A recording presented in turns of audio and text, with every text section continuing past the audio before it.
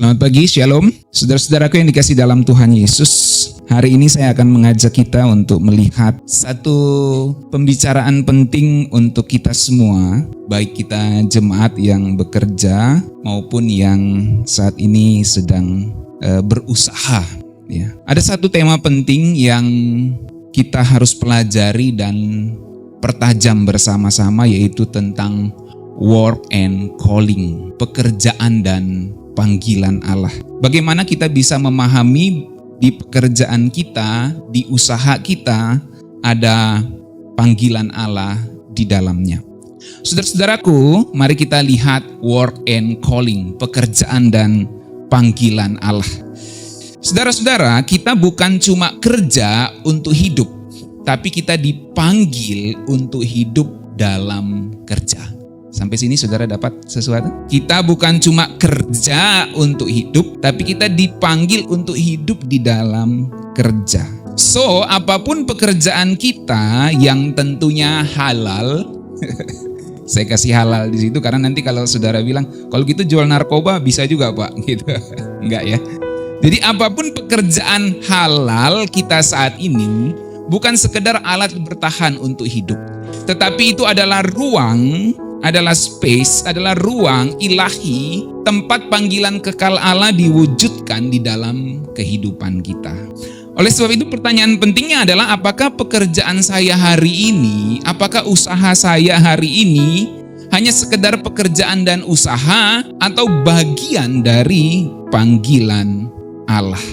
Nah saudaraku, mari kita melihat apa itu panggilan Allah dan mengapa penting kita memahami panggilan Allah. Saudara bayangin, saudara pegang handphone saudara, tiba-tiba ada telepon, God incoming call. Incoming call. Jadi ada tiba-tiba telepon Tuhan manggil ini saudaraku ya. Jadi apa itu panggilan Allah? Kenapa penting memahami panggilan Allah? Mari kita cek 2 Timotius 1 ayat 9. Kita baca yuk sama-sama, 1, 2, 3. Dialah yang menyelamatkan kita dan memanggil kita dengan panggilan kudus. Bukan berdasarkan perbuatan kita, melainkan berdasarkan maksud dan kasih karunia-Nya sendiri yang telah dikaruniakannya kepada kita dalam Kristus Yesus sebelum permulaan zaman. Menarik, ada kata panggilan kudus di situ saudaraku. Dalam bahasa Yunaninya adalah kleisei hagia. Kleisei itu adalah panggilan, berasal dari kata kerja kaleo yang artinya memanggil dengan tujuan dan relasi. Jadi ketika Allah memanggil kita itu punya tujuan dan ingin membangun relation dengan kita, ingin membangun relasi. Dan menarik, kata kleisei itu bukan panggilan massal. Saya panggil saudara-saudara semua sekalian, enggak. Kleisei di situ adalah panggilan yang bersifat personal dan intensional. Sesuatu yang disengaja dan itu bersifat pribadi. Nah, kata hagia yaitu kudus itu artinya terpisah. Panggilan ini bukan asal-asalan tapi dikhususkan, disucikan dan punya bobot kekekalan. Jadi ketika kita dipanggil dengan personal dan intensional, panggilan itu punya bobot kekekalan. Semua bilang bobot kekekalan. Jadi bobotnya bukan cuma di dunia ini tapi sampai pada kekekalan. Itulah panggilan kudus. Kalau saudara baca lagi teksnya tadi dengan teliti, bisa dinaikkan sebentar. Dialah yang menyelamatkan kita dan memanggil kita dengan panggilan kudus. Jadi apa itu panggilan Allah saudaraku? Panggilan Allah adalah tindakan ilahi ketika Tuhan ngajak kita buat hidup dekat dengan Dia. Kita dipanggil untuk dekat dengan Dia dan jalani peran yang Tuhan mau. Baik sebagai orang percaya secara umum maupun sebagai orang percaya secara khusus sesuai dengan talenta dan situasi konteks hidup kita masing-masing. Itulah panggilan Allah. Nah, berdasarkan Alkitab, panggilan Allah ini punya 3 sifat setidaknya saudaraku. Yang pertama, bersifat kudus. Artinya kita dipisahkan dan punya tujuan sorgawi. Kita punya panggilan yang panggilan itu bersifat kudus. Saudara bisa kerja di kantoran dan di kantoran itu saudara punya tujuan sorgawi. Saudara kerja di lapangan itu saudara punya tujuan sorgawi karena panggilan itu bersifat kudus. Personal dan intensional itu sifat kedua dari panggilan Allah. Jadi panggilan Allah itu bukan accidental, saudara, bukan sebuah kecelakaan, bukan sebuah kebetulan, dan bukan sesuatu yang random. Tapi itu personal dan intensional, disengaja oleh Tuhan, ditujukan kepada person tertentu, personal. Jadi intensional itu bicara disengaja, dan personal bicara kepada tujuannya yang spesifik kepada setiap orang. Yang ketiga, panggilan Allah bersifat bersumber dari kasih karunia, root in grace, saudara. Jadi dia berakar, bersumber dari kasih karunia. Bukan sebuah achievement kita, bukan prestasi kita, atau background kita. Bukan dari latar belakang kita. Jadi apapun latar belakang kita, tidak peduli kita berprestasi atau mungkin tidak berprestasi di dunia ini, kita punya calling, punya panggilan yang bersumber dari kasih karunia Tuhan. Itu sebabnya panggilan Allah itu bukan kerjaan ekstra. Saya punya pekerjaan, nanti ada panggilan Allah yang menjadi pekerjaan ekstra saya. Enggak, panggilan Allah itu desain utama kita. Setiap kita punya panggilan Allah. Nah, itu sebabnya kita mesti memahami perbedaan pekerjaan dan panggilan Allah. Titik temunya di mana? Pekerjaan itu bukan pesaing dari panggilan Allah, tetapi platform atau wadah bagi panggilan itu. Bagaimana kita menjalankan panggilan Allah? Ya lewat pekerjaan kita. Nanti kita lihat perbedaan panggilan dan pekerjaan. Panggilan itu bersifat kekal, pekerjaan itu bisa bersifat sementara. Apapun pekerjaan kita, dimanapun kita bekerja, satu kali kita bekerja di sini, kita resign dari situ, kita keluar dari situ, kita pindah ke tempat kerja lain, tetap ada calling, panggilan Allah di dalam hidup kita. Jadi itu bedanya pekerjaan dengan panggilan. Pekerjaan itu bisa temporary, bisa sementara waktu, bahkan bisa berubah pekerjaan kita, tapi calling, panggilan itu akan bersifat kekal, saudaraku. Jadi pekerjaan bukan pesaing panggilan, tapi justru menjadi platform wadah bagi panggilan Allah di dalam kehidupan kita. Nah, panggilan itu alasan Tuhan naruh kita di bumi. Pekerjaan itu cara kita jalani alasan itu setiap hari. Untuk apa kita ada di bumi ini? Apa panggilan Tuhan dalam hidupku? Nah, pekerjaan itu cara kita jalanin alasan dari panggilan itu. Pekerjaan bukan musuh dari panggilan, saudaraku, tapi tempat panggilan kita dipraktekkan. Panggilan itu siapa kita di hadapan Tuhan, dan pekerjaan itu apa yang kita kerjain di dunia ini. Nah, dengan begitu kita ngerti, saudara, bahwa kita bukan sekedar karyawan atau bos di tempat kerja dan usaha kita. Kita adalah agen kerajaan Allah di tempat kerja dan usaha kita. Semua bilang, kamu agen, saya agen. Bukan agen minyak dan gas, saudara ya. Agen kerajaan Allah di tempat kerja dan usaha kita.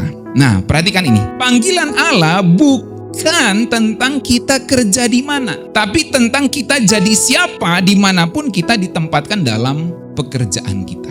Jadi ini membedakan panggilan dan pekerjaan. Kalau panggilan itu bicara tentang siapa kita dimanapun kita ditempatkan. Itu panggilan. Beda dengan pekerjaan. Pekerjaan itu saya hari ini kerja di perusahaan ini. Besok saya kerja di perusahaan itu. Hari ini saya dagang kue. Besok saya dagang daging. Mungkin besoknya saya kerja kantoran. Kerja bisa berubah-berubah. Tapi panggilan Allah itu kamu jadi siapa dimanapun kamu kerja. Kamu jadi siapa waktu kamu dagang kue. Kamu jadi siapa waktu kamu kerja di kantoran. Kamu jadi siapa waktu kamu kerja di lapangan. Itu panggilan Allah. Bicara sesuatu misi ilahi di dalam kehidupan kita. Mengapa penting memahami panggilan Allah ini, saudaraku? Karena kalau kita tidak mengerti panggilan Allah, kita bisa sibuk tapi nggak berdampak. Kita bisa kerja keras tapi tidak tahu arah kita kemana. Tentu kerja keras itu bagus, tapi kerja keras di dalam arah yang salah, kita cuma capek doang, saudaraku. Kita nggak mengerjakan panggilan Allah di dalam kehidupan kita, di dalam pekerjaan kita. Panggilan Allah bukan cuma soal kerjaan, tapi soal tujuan hidup. Tanpa ngerti panggilan Allah, kita bisa jadi kemana-mana dan gak jadi siapa-siapa di hadapan Tuhan. Kita bisa punya gaji besar, gaji tinggi di hadapan dunia, kita dihormati, tapi ternyata di hadapan Allah kita nothing, karena kita tidak menjalankan panggilan Allah di dalam hidup kita. Apa akhir dari semua kehidupan kita? Satu kali kita akan mati dan menghadap Tuhan, dan yang Tuhan tanya bukan berapa gaji kita, bukan berapa aset kita, tapi apakah kita menjalankan panggilan kita. Sehingga dia berkata, engkau baik dan setia, masuklah dan turutlah dalam kebahagiaan Tuhan. Nah saudaraku, panggilan Allah memberi makna rohani pada pekerjaan kita. Tanpa panggilan Allah, kerja jadi rutinitas atau jadi ajang ambisi pribadi. Dengan panggilan Allah, kerja kita jadi tempat pelayanan. Nah, semua bilang, dengan panggilan Allah, pekerjaanku jadi tempat pelayanan. Nah, ini dia. Ini yang membedakan, saudaraku ya. Jadi panggilan Tuhan itu memberi makna rohani pada setiap pekerjaan kita. Entah kita mengajar, entah kita ngadmin, entah kita ngebimbel, entah kita bekerja di tempat manapun, saudaraku ya, kita memberi makna rohani pada pekerjaan kita karena ada panggilan Tuhan di dalam pekerjaan kita. Dan dengan panggilan Allah, kerja kita jadi tempat pelayanan, kita jadi kesaksian, dan kita akan mengalami pertumbuhan karakter karena kerja itu membentuk karakter, saudaraku. Nah, kalau kita tahu panggilan Allah itu seperti kita tahu password. Jadi bedanya pekerjaan dan panggilan itu kita bisa kerja jadi rutinitas. Tapi kalau kita tahu panggilan Allah, maka itu seperti kita tahu password hidup kita. Jadi kebuka semuanya, saudaraku. Kenapa? Sebab panggilan Allah itu ngasih kita makna, ngasih kita arah dan tujuan dari semua pekerjaan yang kita lakukan. Kenapa saya bekerja di sini? Bukan sekedar mendapatkan gaji, tapi karena saya menjalankan panggilan Tuhan di dalam hidup saya. Maybe misalnya saya adalah guru, saya menjalankan panggilan Tuhan untuk mempersiapkan generasi berikutnya yang terdidik secara baik. Itu calling, saudara. Jadi itu panggilan. Berbeda dengan pekerjaan, tetapi pekerjaan bisa menjadi wadah bagi panggilan Tuhan di dalam kehidupan kita. Jadi kalau kita tahu panggilan itu, seperti kita tahu password gadget kita, password WiFi, di mana kita bisa mengakses segala sesuatunya di dalam gadget kehidupan kita ini, saudaraku. Dan itu akan memberikan kita makna, arah, dan tujuan dari apa yang kita lakukan. Sehingga kita tidak terpengaruh dengan hal-hal yang membuat hidup kita bisa jadi menyimpang. Kolose 3 ayat 23, mari kita baca sama-sama. 1, 2, 3. Apapun juga yang kamu perbuat, perbuatlah dengan segenap hatimu, seperti untuk Tuhan dan bukan untuk manusia. Perhatikan saudara ya, apapun juga. Alkitab tuh tegas loh katain apapun juga, tentu ada batasnya dalam hal-hal yang tentu tidak bertentangan dengan hukum-hukum moral secara umum. Ya. Apapun juga yang kamu perbuat, perbuatlah dengan segenap hatimu seperti untuk Tuhan dan bukan untuk manusia. Ini menunjukkan panggilan Allah itu akan memberikan makna rohani di dalam pekerjaan kita. Menarik, kata perbuatlah dengan segenap hatimu itu adalah poiete exikes. Poiete itu perbuatlah. Bentuknya present aktif imperatif. Artinya sesuatu yang bersifat perintah dan itu harus dilakukan terus-menerus. Berulang-ulang menjadi habitus kerja kita. Menjadi habit kehidupan kita.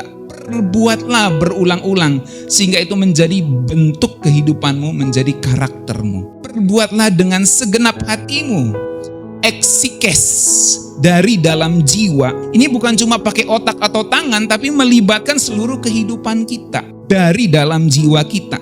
Sesuatu yang kita kerjakan berangkat dari dalam jiwa kita, dari dalam hati kita, kita lakukan berulang-ulang dengan niat, maka itu akan menjadi habit kita. Sama seperti kita mulai misalnya berniat untuk membentuk tubuh. Kita lakukan itu berulang-ulang, kita niatkan dari dalam hati, maka nanti itu akan membentuk kita, saudaraku. Jadi habit kita, awalnya kita mencoba untuk tidak makan yang bisa membuat kita berlemak tinggi. Awalnya kita berusaha, lama-lama jadi habit kita. Lama-lama jadi kesukaan kita, jadi habit. Sehingga waktu kita mau makan makanan yang bisa membahayakan program diet atau program bulking kita, itu kita nggak mau lagi. Karena itu sudah jadi habit kita, saudaraku.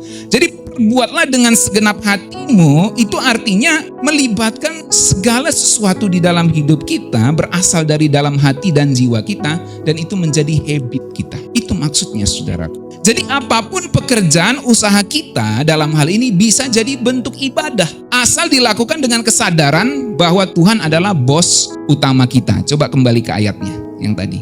Kolose 3 ayat 23.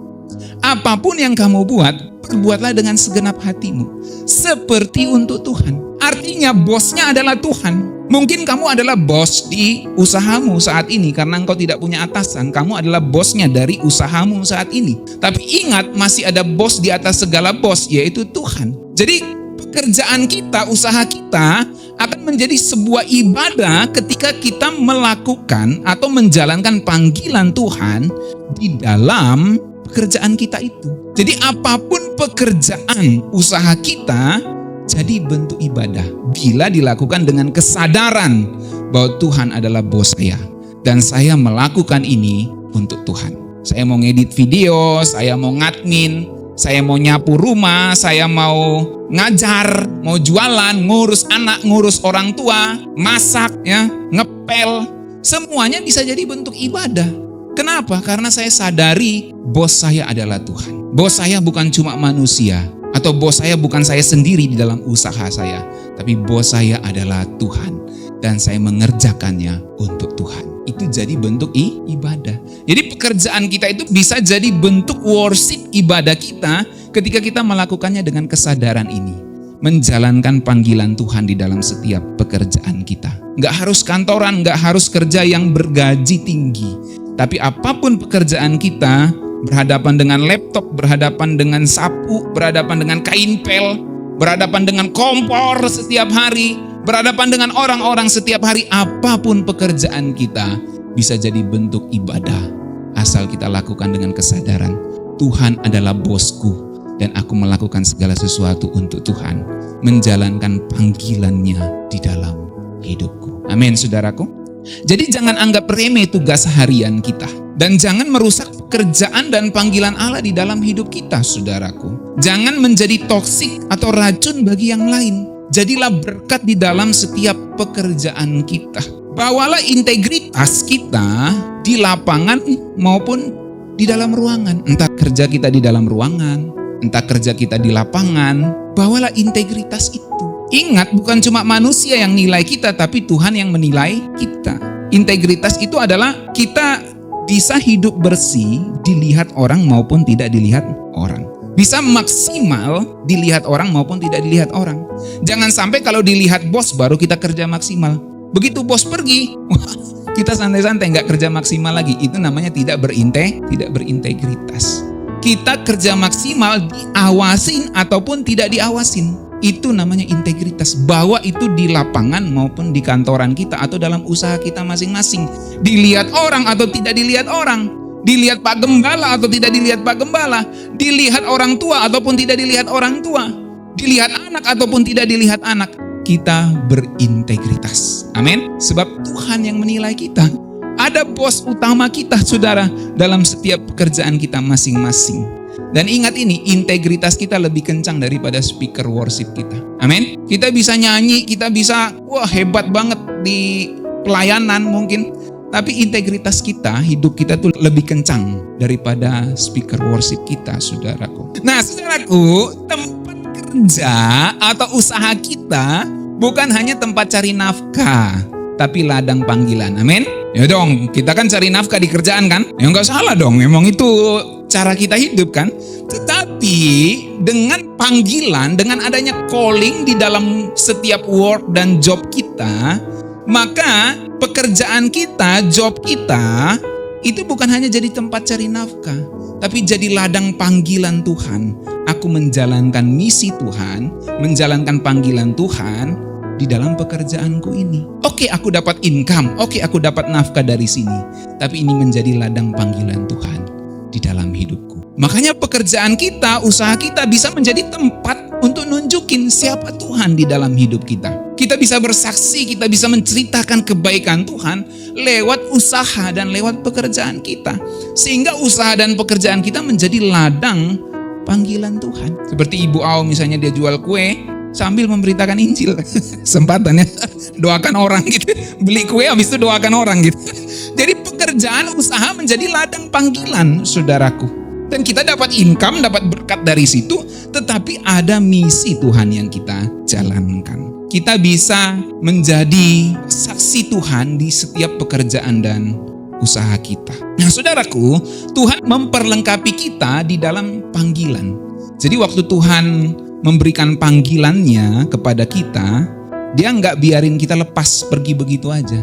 Dia kasih kita perlengkapan. Sama seperti misalnya seorang bos mau panggil karyawannya, saya utus kamu pergi ke kota A, ya, investigasi di sana misalnya kan, cek ke sana. Tentu dikasih perlengkapan kan.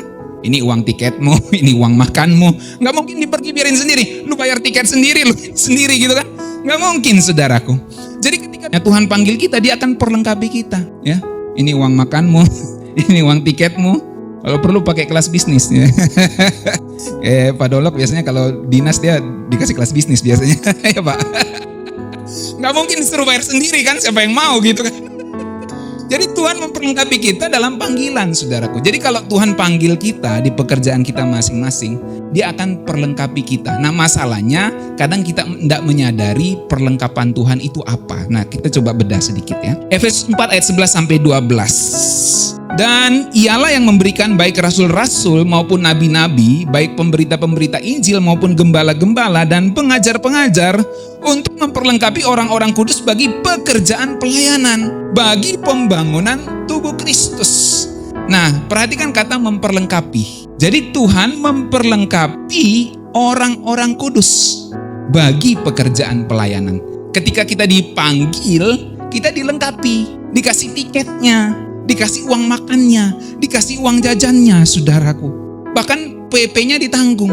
Tuhan perlengkapi. Nah masalahnya dalam konteks rohani, bagaimana Tuhan melengkapi kita? Mari kita coba lihat. Kata memperlengkapi di situ dalam bahasa Yunaninya adalah katartiso, yang artinya memulihkan, menyusun kembali, menyesuaikan alat hingga siap digunakan, dikalibrasi, disesuaikan, dipulihkan, di-restore, disusun kembali, di-rearrangement, ya. Jadi disusun kembali. Itu katartiso. Dan menariknya itu digunakan di Lukas 6 ayat 40 saat bicara murid yang dilengkapi akan seperti gurunya. Murid yang menyelesaikan studinya akan menjadi sama seperti gurunya.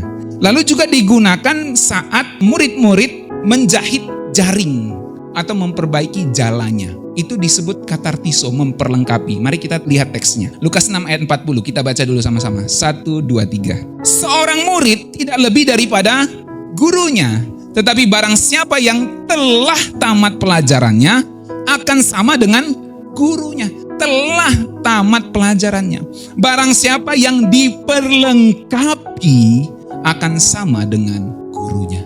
Jadi ketika Tuhan panggil kita, dia perlengkapi kita supaya kita bisa melakukan misinya Tuhan itu. Jadi perlengkapan itu bicara kita diberikan ilmu, diberikan knowledge, diberikan pengetahuan, diberikan tool, diberikan gear, diberikan equipment, peralatan-peralatan untuk kita bisa menjadi sama dengan guru kita atau menjalankan misi yang diberikan oleh guru kita. Itu bicara di Lukas 6 ayat 40, katartiso. Nah menarik, katartiso itu digunakan juga di Matius 4 ayat 21. Kita baca 1, 2, 3. Dan setelah Yesus pergi dari sana, dilihatnya pula dua orang bersaudara, yaitu Yakobus anak Zebedeus dan Yohanes saudaranya bersama ayah mereka Zebedeus sedang membereskan jala di dalam perahu. Yesus memanggil mereka. Kata membereskan itu berasal dari kata dasar juga katartiso, saudaraku. Membereskan. Jadi bicara memperlengkapi